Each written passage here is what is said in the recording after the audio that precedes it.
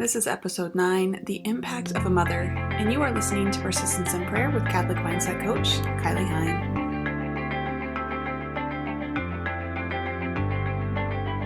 Happy Tuesday, friends. I just want to say hello and welcome to anyone that is new. This is Persistence in Prayer with Kylie Hein. I am a mother of 2, a wife.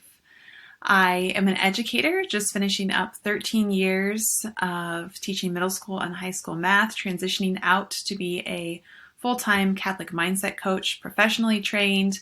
I have a master's in ministry, and Jesus is my true passion. So this discipleship is something He has been calling me to for a long time, and I just thoroughly am grateful for the opportunity to share my thoughts with you today. This episode is called The Impact of a Mother. Mother's Day is coming up, and it's had me really reflecting a lot on the story of my motherhood and my relationship with my own mother. And also, I just want to touch briefly on some of the interactions that I've had with other mothers. Several months ago, I sent out a survey asking busy Catholic women, and I didn't exaggerate on what busy meant. I just said busy. So whatever your busy looks like, asking them about the types of things that were daily frustrators. And many of them said that they wished they had more times to themselves. They wished that they didn't feel like their prayer was an afterthought or that it was rushed. But they also said that they wished that they were more present with their loved ones. And all of these things, as we know, go hand in hand.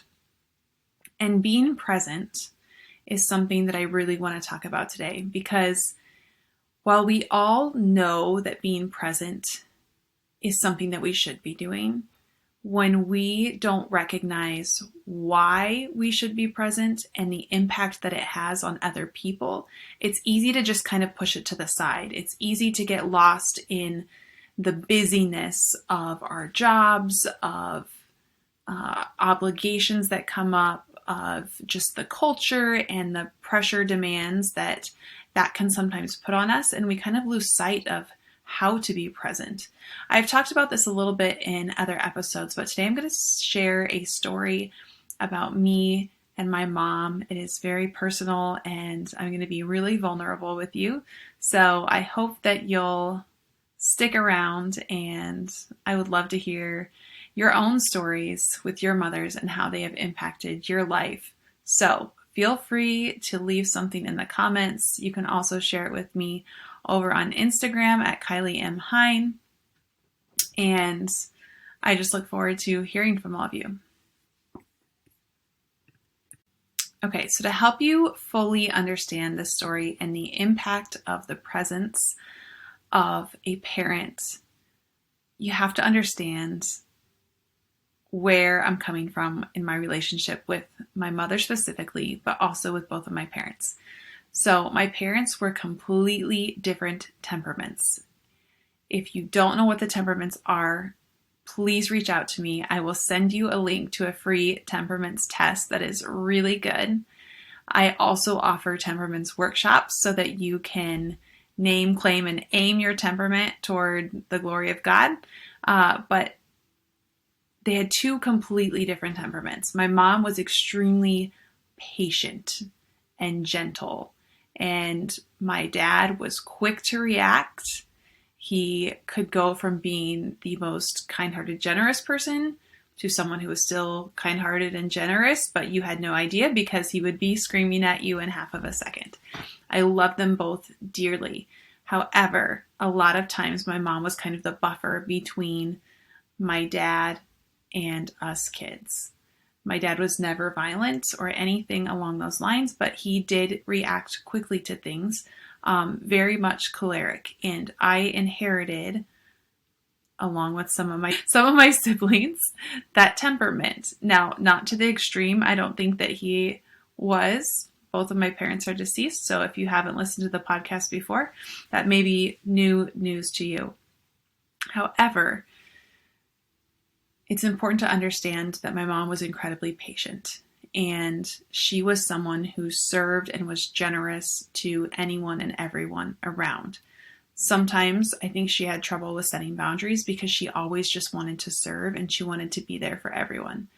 Now, growing up, that was a beautiful thing. I knew that I could always count on her. I could always depend on her. If I was stuck or I was struggling, she was going to set aside anything and everything that she had going on to be there for me. However, I also did sometimes, as all kids I'm sure do, felt like, oh man, like I really just want to spend time with my mom and she's not available. Sometimes it could have been that my aunt had called and that my mom was on the phone with her for a long time and she wasn't available to help me or it wasn't on my timeline. Those of you with children, you know exactly what I'm talking about. Okay. I have a 4-year-old and a 7-year-old, and sometimes their patience is half a second. And if you don't get there fast enough, like, oh, it just escalates. So if you have children, you know exactly what I'm talking about. Sometimes their perception of time is very different than yours is as an adult, and we just prioritize things very differently. My mother was this patient, very kind woman. We were very close, and I am very much like my mother. Temperament of my dad, but very much like my mother as well in the way that I show up, in the way that I serve. I'm going to give you some examples of things that my mother did that I did not appreciate as a kid, but looking back, I am so incredibly grateful that that is the influence that I had in my life. She would invite people over that the rest of us weren't necessarily fond of.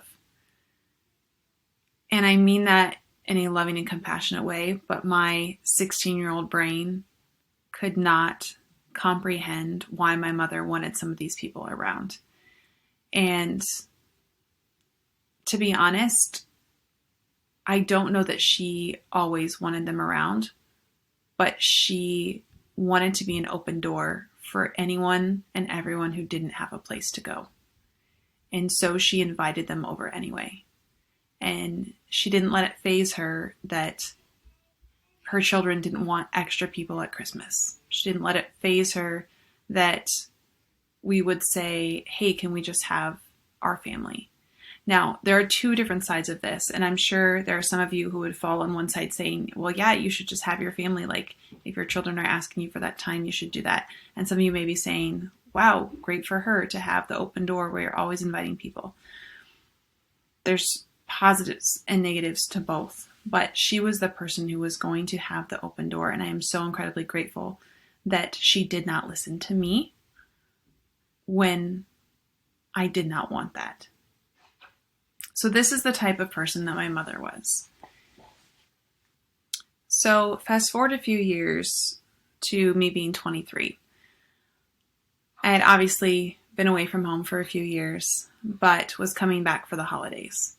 Now, holidays at our house were a little chaotic leading up to the actual event where everyone would come over, because my mom was always so giving and so serving of everyone else, and that often meant that sometimes some house things got out of control, meaning there was laundry that could not be caught up with, and there was just cleaning things that our house was not in order. Let's just say it that way. Our house was not in order. It was not ready for guests. And so that always created a lot of stress. Now, me being 23, coming home, I did not want to go into a home full of stress. I had been removed from that stress, and I had a lot of my own stress that I was dealing with. I was a 23-year-old teaching at a very high-end Catholic school with a lot of expectations for its teachers. I was a female teacher, which added its own whole basket of chaos. And I just needed a break. So this Thanksgiving, when I was home, the last thing that I wanted to do was clean. And in my selfishness, I didn't want to be run on someone else's schedule. That sounds awful, but that's where it was. And that's where my mind was at that point in time. So that Thanksgiving, it was actually the Saturday after Thanksgiving, I was arguing with my mother. which we didn't tend to argue a ton, but the people closest to us are often the ones that we treat the worst because we know that they're always going to show up again. And that's how I was with my mom that day. So we were arguing in the kitchen over lumpy sugar. I didn't want to be baking at that moment. I had several hours. But my mom asked me to come in and help, and my choleric temperament got the best of me. So there we sat arguing, and I was feeling stressed, and I didn't know how to handle the emotions that I was feeling in a positive way. And normally I would just remove myself from the situation and go to my room and just calm down, and then I would feel guilty about it later because I wasn't helping. Just all of those thoughts and feelings that come with not knowing how to manage our emotions and manage our mindset and thoughts that cause those emotions to escalate. And so even at 23, that was not a skill that I had strongly developed. And I certainly wasn't prepared for that moment in time. So rather than just going to my room, I told my mom, "This is silly. I'm ruining your day. We're arguing. I'm not having a good day. I don't want to be this person that is adding to your stress, so I'm just going to go home." And so I told her I was leaving, and I walked out of the kitchen, and I went out the back door, and I got in my car, and I drove 2.5 hours home.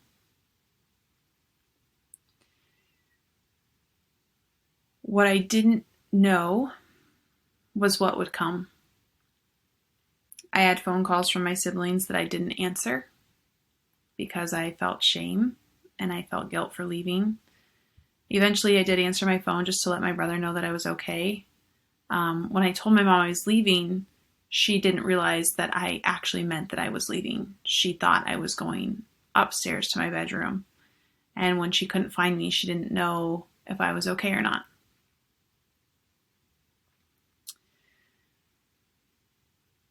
I talked to my mom later that day, and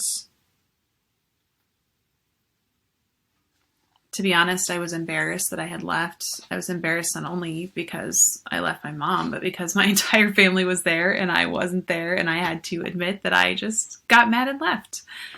And it was sad. And I remember talking to my mom that night, and it was one of the most difficult moments of my life, even now, looking back. And I told her, her sarcastic remarks that she had said were, quite honestly, they hurt my feelings.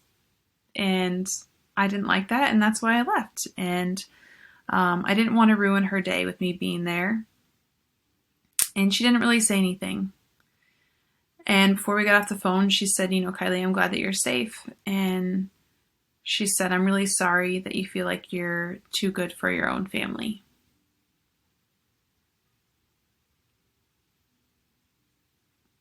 That was really hard to hear. That I had made her think that. But there was also a little bit of truth in it. I had been away from home. I had been in a different community. I had been in a different culture. And my small town little life back home didn't seem as glamorous to me as it once was. But ultimately, this is me losing control over my emotions and my thoughts and my feelings, and losing my connection with God and not hearing His voice through it all. In the days to come, I struggled a little bit, but I knew that I would be back home in a few weeks for Christmas, and I could apologize to my mom in person. What I didn't realize was that 2 weeks later, my mom would be not here. That 2 weeks later, I would get a phone call that she had been life flighted and that she wouldn't even make it to the hospital.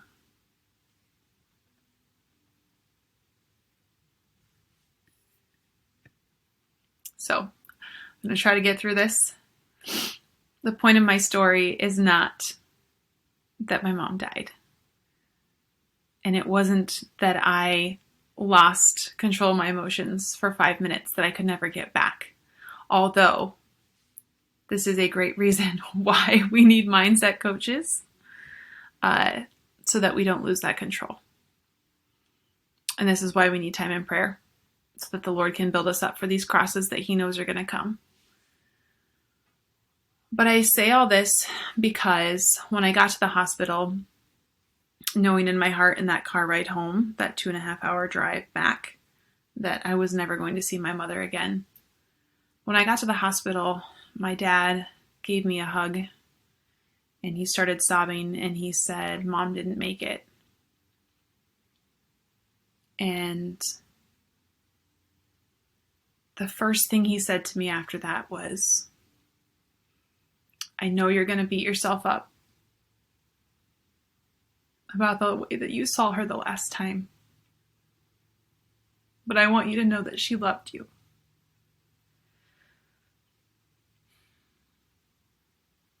And the funny thing is, that thought never crossed my mind. And to this day, do I wish that things were different in those 5 minutes? Do I work really hard to understand my temperament and not react in ways like that? Absolutely. But I never second guess the relationship that I had with my mother. And I never second guess how much she loved me. And I never second guess that she forgave me the second that I walked out of that kitchen, because our relationship was so good. And that is why your presence as a mother or as a parent matters to your children. Because no matter what happens, no matter what big fights you have, no matter how much they say they hate you or they walk away, you are making an impact in their lives just like my mother did. I never have to wonder if she forgave me. I never have to wonder if we would have been okay, because I know. I know because of the way that she was always there for me. I know because of the way that she led me through her faith. My mom wasn't a big outspoken person about her faith. We didn't have family prayer time, so to speak. And I think part of that was because my dad wasn't Catholic. It wasn't that we didn't ever pray or ever talk about God in our house, but it was just a little bit different than what things look like in my own home now. But my mom was someone who lived her faith, whether or not she talked about it. Your presence as a parent matters. So I ask you today to take a minute to stop and really think about, how present are you with your kids? When you are putting them to bed at night, are you wishing the seconds away? Or are you embracing those precious moments, even when you're exhausted and tired? Are you enjoying those moments of helping practice spelling words and listening to them read books when they are just learning to read, and it is painful to listen sometimes because a book that you could read in 2 minutes takes 15 or 20? Are you recognizing how beautiful that is, that you are building that relationship with them? And then they know that you are present. It's so important. I'm going to share with you another story too that just came to my mind as I'm sitting here. A couple of weeks ago, I was getting frustrated with my daughter. Imagine that, choleric, showing up again. I was standing in the kitchen and I was trying to get dinner ready, and my daughter has this very long, thick, beautiful hair that she rarely ever wants to get cut. But when she wears it down, as she often likes to, it gets very tangly and it can take a long time to brush out. And I had told her, before you go to the farm with your dad, before you go feed your cows and you're going to be out in the wind, you need to let me braid your hair. And she didn't, because she didn't want to. So that night she's asking me before bed, Mom, will you brush my hair? And it was so tangly and I was so irritated, because this was like the third day in a row where I had told her, you need to be responsible for not wearing your hair down when you're going outside and going to go run around and do all these things. And really, I wasn't frustrated with her. I was frustrated with myself that I didn't take care of it as a mother and take the initiative to remind her a little bit again. But I remember asking God, like, Lord, oh my gosh, like, my child, what am I supposed to do with her? She will not listen to me. I tell her again and again, and she does not listen. And then she expects me to come fix it for her. She doesn't listen when I tell her to put her hair up so it doesn't get tangly. And then she comes running to me, Mom, please fix it. And then I have to spend 20 minutes brushing her hair when it could have taken us 2 minutes. And I could just feel the presence of God looking down on me and saying, who does that sound like? Who else doesn't listen and then says, Lord, please fix it for me? Oh, we learn so much from our children, but they learn so much from us too. And just this idea of being present. This week, this podcast is not about giving you some quick fix it. It's about sharing my story so that hopefully you can embrace the significance of your role as a parent or as a daughter. And that connection with your mother. Sometimes those relationships are really hard. Not everyone is as fortunate as I was with my mom. And I say fortunate even though I lost my mom, because I had a beautiful relationship with her and I had a beautiful relationship with my dad. And I lost them in very different ways. My mom was very sudden. She woke up, she fell, pulmonary embolism, and that was it. We never got to say goodbye. There were no last words. My dad died slowly from cancer, and so it was a very different experience. But as we get close to Mother's Day, I just want to remind you of the impact that you have on your children and how beautiful it is. When I was a kid, I know my siblings and I drove my mother crazy sometimes. We would get home from church in our light baby blue station wagon and pull into the driveway, and we'd all go inside. And then one by one, we would come back out and get back in the car with my mom, who was trying to have a minute of peace and quiet. But we needed her to come in and cook lunch and do all of the things that mothers do. And I just have to look back and giggle at how many times I have wanted to sit in my car or lock myself in the bathroom. And kids just don't let us do that.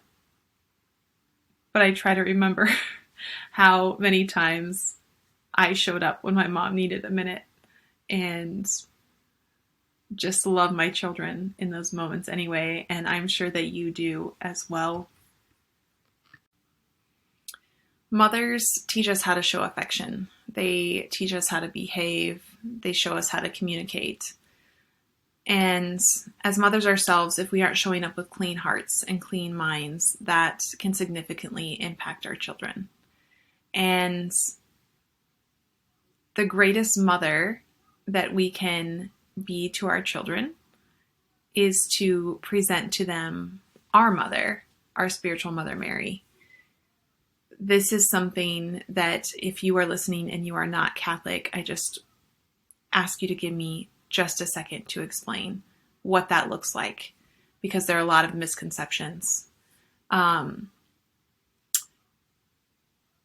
Mary is not of the same make as our Lord. St. Louis de Montfort explains it this way.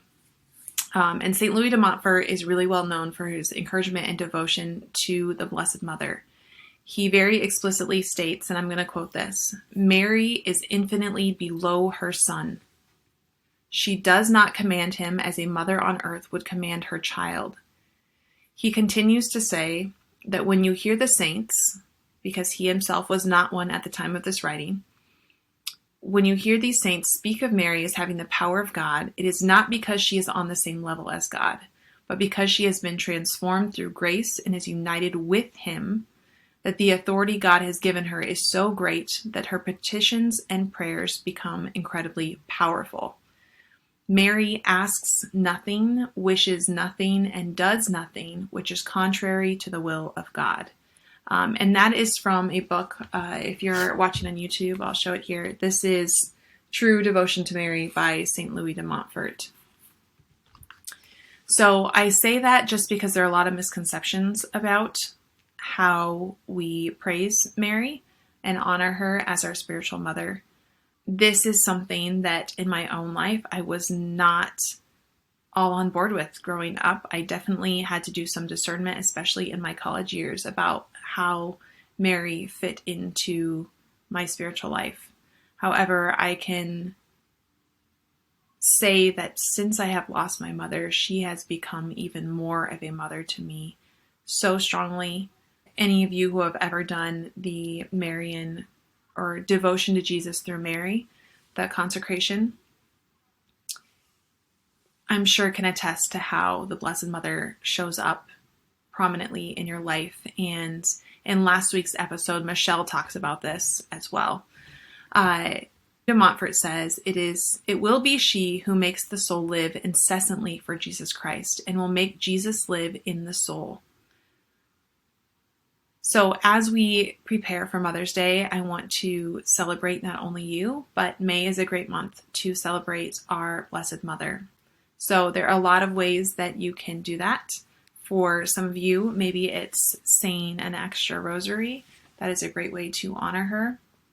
However, depending on where you're at in your spiritual journey, that may not be something that you are ready for.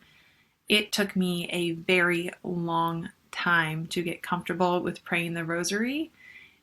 It can feel very tedious for someone who has not done it before. And also, I have heard several women say that it's hard because they just can't remember. There's a lot of order that you have to remember in remembering the mysteries and things like that. So you can use apps and things like that to help you. There are some really great ones out there. But also maybe just start with a couple of Hail Marys or read some spiritual reading on the Blessed Mother. If you're just dipping your toes into Marian devotion, Blessed is She has a really great book list on Mary. And they even have it categorized. There is a beginners, and then it kind of continues from there. Also, I'm going to say it wrong. Brant Petra has a really cool book if you're into history on the Jewish roots of Mary. I remember I listened to the audio version. It was incredibly eye-opening. As we close today, I just want to remind you again, your impact as a mother, as a parent matters. Your presence with your child matters. Even when they push you away, even when they say they don't want you around, even if they say terrible, horrid things, your presence matters. And them knowing that you love them and that you are praying for them matters. God knows the crosses that are going to come their way. He also knows the crosses that are going to come your way. So stay close to him because he is the one who can prepare you. And if Mother's Day is challenging for any of you, I just want to let you know that you're not alone. I absolutely love being a mother. I'm so incredibly grateful. But Mother's Day and Father's Day for me sometimes can be really hard. So if you are one of those people whose parent maybe is not in your life, or you don't have a great relationship with them, or maybe they've passed and are not around. You're not alone, and it's okay to reach out to someone like me who can relate to where you are, and I will lift you up in my prayers. And if you are fortunate enough to have your mother around for Mother's Day, or even your mother-in-law, I love celebrating my mother-in-law on Mother's Day, please reach out to them and make their day a little special, because it means the world. Lastly, I talked a lot in this episode about my lack of control over my emotions, especially when I was younger and at the age of 23, how even though in my entire life I had never left home or left an interaction with my mother without saying I love you and hugging her goodbye, for that brief second, that day, I lost my cool, and I let my natural inclinations to feel embarrassed or shamed or upset or angry get the best of me. And I walked out the door and I didn't say I love you, and I didn't give her a hug. And if you would have asked me at 23 if I would have ever done that, I 100% would have said that will never happen. But it did happen. And the Lord has made the best out of it. I have grown so close to Him over the fact that I have lost my mother and that whole experience. But I also didn't have to leave that way.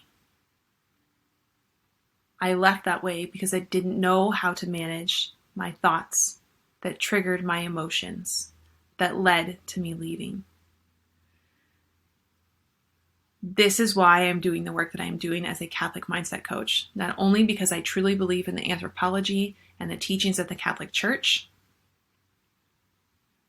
but because I am committed to helping mothers and women and parents, anyone who wants to grow closer to God, to help clear out all of the crap that gets in the way, especially in our own minds of not being able to discern the truth from the lie. I want to help with that human formation so that you are more ready to show up in your prayer life. You are more ready to show up in your relationship with God. The way that you react and handle your feelings is very much a reflection of the effort that you are putting into your friendship with God. And so when we don't work to balance out our temperament, I said I was primarily choleric, but I'm also fairly close in sanguine and melancholic. But my phlegmatic is a little more down here. That's that even keel, not getting upset. And so that is something that I really have to work at, is to grow in those virtues so that I have the virtues of the temperaments and not so many of the vices. And it's truly incredible work. I would love to share more of it with you. If you'd like to find out more about the temperaments, about the Unique Call to Sanctity workshop that I run, or about the reason cycle that I use to help lead clients through as they learn to manage their mindset and show up as better human beings for the world and the people around them, please reach out to me. Again, you can reach me at KYLIEMHEIN on Instagram. I'm also on Facebook, although I don't hang out there as often. There's a link for my email also. So check out the notes. I can't wait to hear from you. I hope that you have a very blessed Mother's Day. I will be praying for all of you, and I hope that you will pray for me too. See you next time. Thank you so much for listening to Persistence in Prayer. Make sure you subscribe so you never miss an episode, and leave a review or share with a friend if any of this episode was helpful or uplifting.